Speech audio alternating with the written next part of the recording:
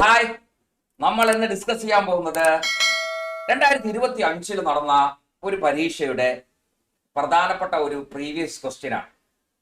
ഇതുകൊണ്ട് 4 പ്രധാനപ്പെട്ട ഫാക്ട് നമ്മളൊന്ന് പഠിക്കാൻ പോകാം.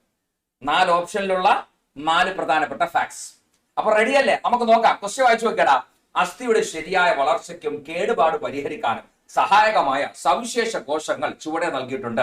ഏതാണ് ആ സവിശേഷ കോശം എന്നാണ് നമ്മുടെ ചോദ്യം. ഒന്നാമത്തെ ഓപ്ഷൻ പറയുന്നത് ന്യൂട്രോഫിൽ ആണെങ്കിൽ, രണ്ടാമത് ഒഡന്റോബ്ലാസ്റ്റ് പറയാം, മൂന്നാമത്തത് ഓസ്റ്റിയോബ്ലാസ്റ്റ് പറയുന്നു, നാലാമത്തത് കോൺട്രോസൈറ്റ് പറയുന്നു. അപ്പൊ നമ്മൾ ഇന്ന് ഇവിടെ നിന്ന് പഠിച്ചിറങ്ങുമ്പോൾ ഈ 4 കോശങ്ങൾ എന്താണെന്നൊന്ന് പരിചയപ്പെട്ടിട്ടേ ഇവിടെ നിന്ന് ഇറങ്ങിപ്പോകത്തുള്ളൂ. അപ്പൊ സെറ്റ് ആയിട്ട് ക്ലാസ് കണ്ടുകൊണ്ടിരിക്കുക. ഒന്നാമത്തെ ഓപ്ഷൻ ന്യൂട്രോഫിൽ ആണ്, ഓഡന്റോബ്ലാസ്റ്റ് ആണ്, ഓസ്റ്റിയോബ്ലാസ്റ്റ് ആണ്, കോൺട്രോസൈറ്റ് ആണ്. എടാ, ഒറ്റ അടിക്ക് കണ്ണടച്ചുകൊണ്ട് എഴുതാൻ പറ്റുന്ന ഒരു ആൻസർ കിടപ്പുണ്ട് ഇവിടെ. എന്താണെന്നറിയോ? അസ്ഥി എന്ന് പറയുമ്പോൾ ഓർക്കണം, അസ്ഥിയെ കുറിച്ചുള്ള പഠനം ഓസ്റ്റിയോളജി. അസ്ഥിയെ കുറിച്ചുള്ള പഠനം ഓസ്റ്റിയോളജി. അപ്പൊ തന്നെ അവിടെ നമുക്ക് കണക്ട് ആയിട്ട് പിടിക്കാം. ആരെ? ഓസ്റ്റിയോബ്ലാസ്റ്റിനെ പിടിക്കാം. അതുകൊണ്ട് ഇതിന്റെ ആൻസർ മിക്കവാറും ആൾക്കാർക്ക് ചിലപ്പോൾ കിട്ടും. പക്ഷേ താഴെ കിടക്കുന്ന ചില ഓപ്ഷൻ ഉണ്ടല്ലോ, അവരെ കൂടെ പഠിക്കണ്ടേ. നമുക്ക് ഒന്നാമത്തെ ഓപ്ഷൻ നോക്കാം. ഒന്നാമത്തെ ഓപ്ഷൻ ആരാടാ? ന്യൂട്രോഫിൽ. ഓക്കെ, ഈ ന്യൂട്രോഫിലിനെ കുറിച്ച് നമ്മൾ പറയുകയാണെങ്കിൽ ന്യൂട്രോഫിലിന്റെ പോയിന്റ് ഇതാണ്, ശ്രദ്ധിക്കണം. ന്യൂട്രോഫിൽ എന്ന് പറയുന്ന ഒരു WBC ആണ്, ഒരു ശ്വേതരക്താണുവാണ് ന്യൂട്രോഫിൽ എന്ന് പറയുന്നത്. ന്യൂട്രോഫിലിന്റെ പരിപാടി രോഗപ്രതിരോധ വ്യവസ്ഥയിൽ പ്രവർത്തിക്കുക എന്നതാണ്. അതുപോലെ ന്യൂട്രോഫിൽ എന്ന് പറയുന്നത് ഫാഗോസൈറ്റോസിസ് നടത്തുന്നവരാണ്. വിഴുങ്ങൽ പ്രക്രിയ, നമ്മുടെ ശരീരത്തിൽ രോഗാണുക്കൾ കയറിയാൽ, ബാക്ടീരിയ പോലുള്ള രോഗാണുക്കൾ കയറിയാൽ അവരെ വിഴുങ്ങി നശിപ്പിക്കുക എന്ന് പറയുന്ന വലിയ ഉത്തരവാദിത്വം ആർക്കൊണ്ടാ? ന്യൂട്രോഫിലിനുണ്ട്. അപ്പൊ ന്യൂട്രോഫിൽ ഒരു ഫാഗോസൈറ്റ് ആണോ? ആണ്. ന്യൂട്രോഫിൽ രോഗപ്രതിരോധ വ്യവസ്ഥയിലാണോ പ്രവർത്തിക്കുന്നത്? ആണ്. ന്യൂട്രോഫിൽ WBC ആണോ? ആണ്. 3 പോയിന്റ് പഠിച്ചു വെച്ചോ. ന്യൂട്രോഫിൽ ഒരു ശ്വേതരക്താണുവാണ്, രോഗപ്രതിരോധ വ്യവസ്ഥയിലാണ് അവൻ പ്രവർത്തിക്കുന്നത്, അവൻ ഒരു ഫാഗോസൈറ്റ് ആണ്. എന്താണ് ഫാഗോസൈറ്റിന്റെ ജോലി? വിഴുങ്ങുക. ആ വിഴുങ്ങൽ പ്രക്രിയയ്ക്ക് പറയുന്ന പേരെന്താണ്? ഫാഗോസൈറ്റോസിസ് എന്നാണ്. ഇത്രയും പോയിന്റ് അവിടെ പഠിച്ചു വെച്ചാൽ മതി. നെക്സ്റ്റ് നമ്മൾ പഠിക്കാൻ പോകുന്നത് ഓഡന്റോബ്ലാസ്റ്റ് എന്ന് പറയുന്ന കോശത്തെ കുറിച്ചാണ്.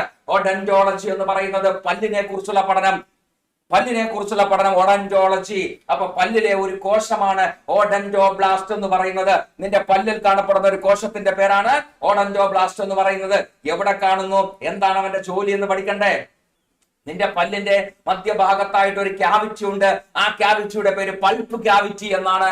നിന്റെ പല്ലിന്റെ മധ്യഭാഗത്ത് കാണപ്പെടുന്ന ക്യാവിറ്റിയുടെ പേര് പൾപ്പ് ക്യാവിറ്റി എന്നാണ്. ആ ക്യാവിറ്റിയിൽ കാണപ്പെടുന്ന പ്രധാനപ്പെട്ട കോശത്തിന്റെ പേരാണ് ഓഡന്റോബ്ലാസ്റ്റ് എന്ന് പറയുന്നത്. പൾപ്പ് ക്യാവിറ്റിയിൽ കാണപ്പെടുന്ന പ്രധാനപ്പെട്ട കോശത്തിന്റെ പേരാണ് ഓഡന്റോബ്ലാസ്റ്റ് എന്ന് പറയുന്നത്. ഈ ഓഡന്റോബ്ലാസ്റ്റിന്റെ ധർമ്മം എന്താ? നിന്റെ പല്ലിൽ ഒരു ജീവനുള്ള കലയുണ്ട്, അവന്റെ പേരാണ് ഡെന്റൈൻ എന്ന് പറയുന്നത്. ആ ഡെന്റൈന്റെ നിർമ്മാണത്തിന് സഹായിക്കുക എന്നതാണ് ഓഡന്റോബ്ലാസ്റ്റിന്റെ ജോലി. ശ്രദ്ധിക്കണേടാ, ഓഡന്റോബ്ലാസ്റ്റ് എവിടെ കാണപ്പെടുന്നു? പല്ലിൽ കാണപ്പെടുന്നു. പല്ലിൽ എവിടെ കാണപ്പെടുന്നു? അത് പൾപ്പ് ക്യാവിറ്റിയിൽ കാണപ്പെടുന്നു. അവന്റെ ഫംഗ്ഷൻ എന്ത്? പല്ലിലെ ജീവനുള്ള കലയായ ഡെന്റൈന്റെ നിർമ്മാണമാണ് ഓഡന്റോബ്ലാസ്റ്റിന്റെ ഫംഗ്ഷൻ എന്നത് കൃത്യമായി മനസ്സിലാക്കി വെക്കുക. ഓക്കെ ആണ്, ക്ലിയർ ആണെന്ന് ഞാൻ വിചാരിക്കുന്നത്. അടുത്ത് നമ്മൾ പോകുന്ന ഓസ്റ്റിയോബ്ലാസ്റ്റ്. നമ്മൾ നേരത്തെ പറഞ്ഞു തന്നെയാണ്. എന്താണ്? അസ്ഥികോശമാണ് ഓസ്റ്റിയോബ്ലാസ്റ്റ് എന്ന് പറയുന്നത്. പുതിയ അസ്ഥികലകളെ നിർമ്മിക്കുക എന്നതാണ് അവന്റെ പ്രധാനപ്പെട്ട ജോലി എന്ന് പറയുന്നത്. ഓക്കെ, അടുത്ത ആളാണ് കോൺട്രോസൈറ്റ് എന്ന് പറയുന്നത്. എന്താണ് പിള്ളേരെ കോൺട്രോസൈറ്റ് എന്ന് പറയുന്നത്?